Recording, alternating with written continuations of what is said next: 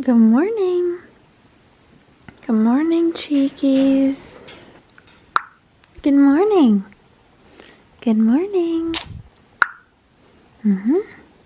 So it's currently like 6:50 in the morning, and one, I'm exhausted. The only reason why I'm up so early is because I want to do my makeup, and we have to leave at 8 because check-in starts at 9, but we'll probably leave a little bit after 8 because I doubt it'll take us a full hour.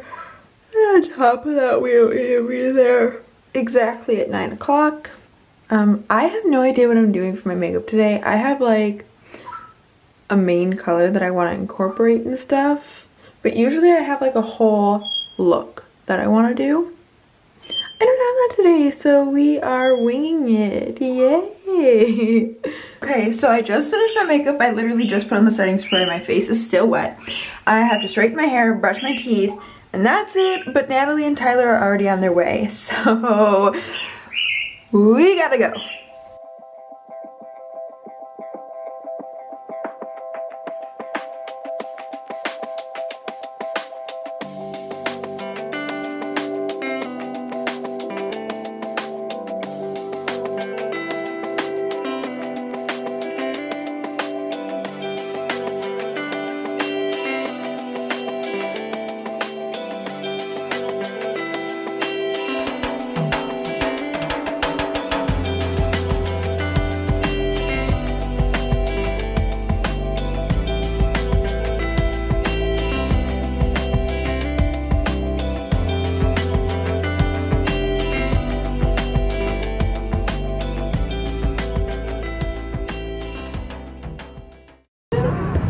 Over 1,000? Okay, I see you, Chicago. I'm very, very proud of you.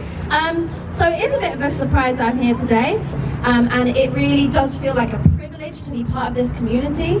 And I think if you have time today to just turn around and meet someone new and connect with someone, that's a beautiful, positive thing that has come out of being on this journey together. So the other thing I wanted to talk about is the fact that obviously the other day it was Mental Health Awareness Day. I didn't do a post, and I would have done a post like yesterday. That's when I planned to do it. I actually lost my phone. So my phone is currently in a different state in an Uber somewhere, and I'm probably the weirdest person ever because I was secretly like, yes, no phone, amazing. I can come to Chicago and I can just see my friends and I can connect with them without being connected to this piece of technology that doesn't at all affect how I should feel, my worth, or my value. So I wanted to kind of speak about that today because I've been to so many walks, and what I tend to do is see how I'm feeling, see how I've maybe met people recently that make new thoughts in my head. So I thought it was very interesting how I got excited to be disconnected, and I wanted to encourage you all about the power of disconnecting from things that can potentially be triggering for you or make you feel bad. Me and Gina recently did a talk in New York where we talked about unfollowing, blocking, and really choosing how to diversify your social media and what you are consuming online. This is a really, really important point for me to get across to all of you, and part of my recovery was certainly being super, super selective about the images, the messages, the people I was following, and really anything that I was consuming online and IRL. So one of the major things that I felt during my recovery that was majorly important to my full healing was learning how to not compare myself to others. And we live in a very dangerous time where we're consumed by social media messages and images that are telling us we need to have the perfect life.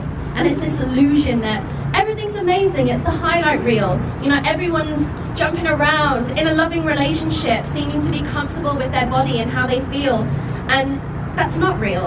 And I know for a fact, because I go through it myself, and I have to sometimes post my realness, but I also know a lot of people who aren't able to do that online and who really feel the pressure to have this perfected illusion and post online this different life or this different way of their feelings. And a really scary story I heard the other day was that there was a 14-year-old girl, and she came up to me and she said, I'm really worried because my best friend has unfollowed everyone at our school because she's photoshopping her pictures so much because she wants to be popular online and lead this unrealistic life online, that she's now unfollowing us and doesn't want to be friends with any of her real life friends. And I was kind of speechless, and I was just terrified because I know that this is happening more and more frequently, and people are holding more value in this perfected illusion that they can create online than they are in their real lives. And so how I'm translating this back to your recovery is, please never put your worth or your value in your image, in someone else's opinion, or the follows or the likes or any of those things, or even what you see other people doing online. If you see even me running around in my bikini, happy as Larry, like loving myself, if you're not there yet, it's okay. Don't let that affect how you feel. Don't let that devalidate the journey that you're currently on, even if you're right at the beginning, even if you haven't taken that first step to recovery yet. That's okay, and it takes time, and there is no perfect journey. And I wish I could just make the rule book like, hey, this is step 1, 2, 3, 4. I mean, we all wish we could do that, but it isn't like that. And it wasn't like that for me. It took me years in recovery and being able to even communicate how I was feeling to myself, letting myself be honestly vulnerable and raw, and then obviously telling other people, because I suffered in silence for a very long time. And the fact that you're here shows that you've already taken that first step to know that you don't have to know that there's a community, to know that you're not alone, and to know that recovery is possible, because we're stood right here today and there is hope. And the main thing I want to remind you all that you are enough. No matter what images, whatever messages that you're seeing and feeling, and maybe you're comparing your life and you're not feeling good enough, F that, like honestly, it's not a healthy way to be, and you don't need to do that. You're meant to be you. Your validation and your worth is just who you are, who you turn up being every single day, no matter what that looks like.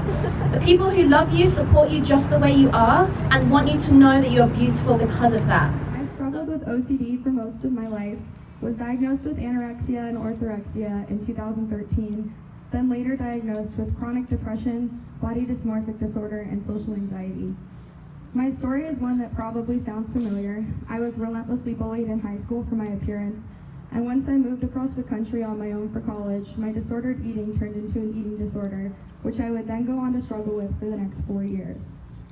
I don't want to use the cliche, if you had told me X amount of years ago that I'd be standing up here and talking about this, I never would have believed you. But I mean, really, I never, ever, ever would have believed you. I was anti-recovery for so long, and I swore that I would never become who I am today. Self-help books seemed like scams. Meditation was a load of BS. When I heard people talk about recovery or body acceptance, it made me angry. I would tell myself that they only recovered from their eating disorder because they looked a certain way, or that they were lying to themselves about doing well, or that they were being paid to say it, or that they had a deep need for attention and validation, and that's why they were acting like recovery was possible. Honestly, some of you might be thinking the same thing about me right now, and that's okay, but I'm not being paid to do this. Before my intake appointment at ERC, I promised myself that I wouldn't become brainwashed like the other people who go to treatment. I was next level cynical about recovery. My first month at ERC was difficult. I lied in my intake appointment to be put in a less intensive level of care than I needed, refused to drop my college classes, and I would tell the therapist that I knew that they didn't actually care about me and that they were there because they're paid to be. I promise that's not why your clinicians are at your treatment centers. I reached a breaking point when my chronic physical illnesses flared up and overwhelmed me more than I could handle. I have lupus, rheumatoid arthritis, and fibromyalgia. The stress of trying to balance college, physical, and mental health was too much. My doctors guaranteed that focusing on my mental health would improve my physical health, and that's when I took the first real steps towards fighting my mental illnesses. I started to use NEDA's helpline, sent my family pamphlets from the website so that they had some grasp of what was happening in my head, and most importantly, I confessed my suicidal ideation to my treatment center and my family. I was sent to inpatient care and then returned to ERC for the next 6 months. In treatment, I learned the coping and distress tolerance skills that I still use today. I met clinicians who helped me save my life, like my incredible former therapist, Nicole, and my dietitian, Kate, and I formed connections with people who I still love and trust, and realized that no recovery journey or eating disorder looks the same. I learned how to accept the loneliness of having nobody around me, give or take some, understand balancing autoimmune diseases with mental illness. For the sake of brevity of what could be its own speech, I unfortunately went into treatment debt, had to discharge from ERC, and I needed to move across the country during my senior year of college to live with my parents. Although my mom, dad, and brother really stepped up to support me, it was still very sudden and rough. I started to lose motivation and hope watching my friends live the life that I wanted to have. I was no longer graduating on time, I couldn't have a job with my unstable health, and I had to miss out on what felt like everything in order to do what was best. At that point, I had a decision. I could accept and cope with my reality, or I could attempt to control it using unhealthy behaviors. So I loosened the grip on the original promise that I made to myself, and I surrendered to recovery. I started going to the library or bookstores to read self-help books and survivor memoirs for hours almost every day. I painted whenever I felt like engaging in behaviors. I cut off toxic relationships, journaled every day, set firm boundaries in my relationships, and I even started meditating. A few months later, after 2 traumatic IOP treatment experiences for OCD and BDD in California, I hit rock bottom again. Instead of giving up, I made a new promise to myself that I wouldn't stop until I found out what it felt like to feel better. I treated myself using workbooks and online lessons. I rode all of the uncomfortable waves, and 8 months later, I was back in Chicago as a full-time student, no longer had to see my dietitian, had a therapist who I trusted with my life, and I felt a love for life that I had genuinely never felt before. I still had plenty of work to do in my recovery, but the worst of it was over. And now, almost 3 years since starting recovery, I'm really okay. If I could leave you with any advice, it would be this. Don't be discouraged if your journey doesn't look like someone else's. I used to balance my eating disorder recovery with my lupus treatment. My dietitian put me on exercise restriction, while my rheumatologist would tell me that the only way that I could avoid harsh medications would be to exercise. I had plenty of doctors tell me that if I just lost a little bit of weight, that I would be seeing major improvements in my disease. The next day, I'd be back at my treatment center, feeling envious of the people who didn't have to deal with competing treatment plans. But at the same time, everyone else was also going through something on their own that I couldn't understand too. Remember that your mental health is equally as important as your physical health. Don't give up on finding a therapist that you really click with. It's important to have. I feel like every time we talk about eating disorders, it's because it's something bad is happening, or because someone is really struggling, or because it's Mental Health Awareness Day, or because it's Eating Disorder Awareness Day, or whatever it is. But the benefit of these walks is not just to get people together because something bad is happening. These walks are important because they raise awareness, because they get people talking. They inform people who don't otherwise know what eating disorders are or who they could possibly affect. And they give people, especially those who aren't struggling, they give supporters and family members and just people in general tools and information. Because when the people who are struggling are the ones that are offering up the majority of the information, it takes so much out of them. And as supporters, coming to these walks and informing yourself and being warriors for them is one of the greatest gifts that you can give them. So it just fills my heart with joy to see how many people are here? Over 1,000 of you are here supporting those that you love who struggle with eating disorders, and that's incredible. So if you give yourself a hand, you guys, this is amazing. I also want you to be able to come and take pictures. Just jump on it, stamp on it, like scream, whatever you need to do. Okay, 644 2459. Okay. Let's do a build up. Let's do a build up. Everyone goes to each one. Okay, 3, 2, 1, go!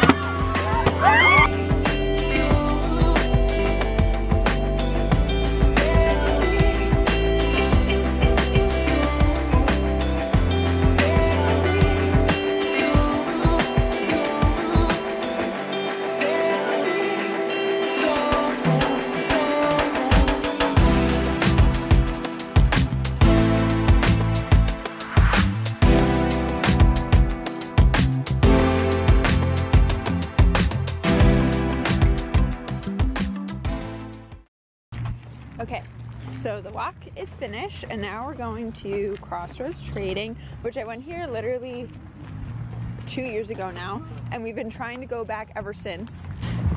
What is that? Did you make that? No, I found it on the ground. What does it say? Did you really, or are you being a smart ass? No, he really found it on the ground. Here, you want it? Eating recovery what? Just Center. It's a hashtag. yeah. If you don't know what I'm putting in on this. Complete that hashtag. Okay, go ahead. Eating recovery, thank you. Come on. We're not leaving until I get this in there. Okay. Come on. Anyways, so now we're walking to Crossroads Trading. Trading, not training. I am not training for anything. Seriously. Oh, but I went to the store like 2 years ago, and then I forgot the name of it, and I really liked it. And then one day, I found a tag from the dress that I bought at that store. So then I found it.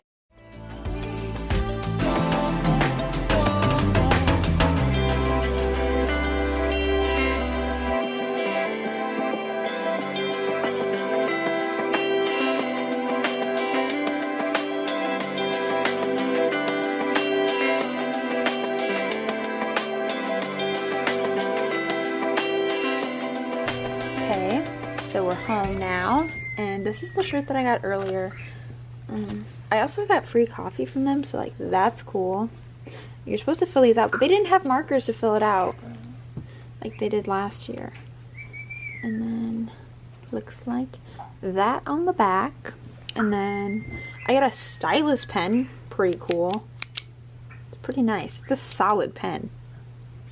A stain stick. I have mine from last year, and actually I got a TK chapstick last year. Hold on. I was looking in my pocket for a tissue and I found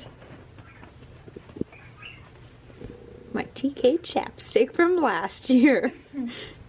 And then we got keychains, bracelets, another pen, and a mirror, and then my poster.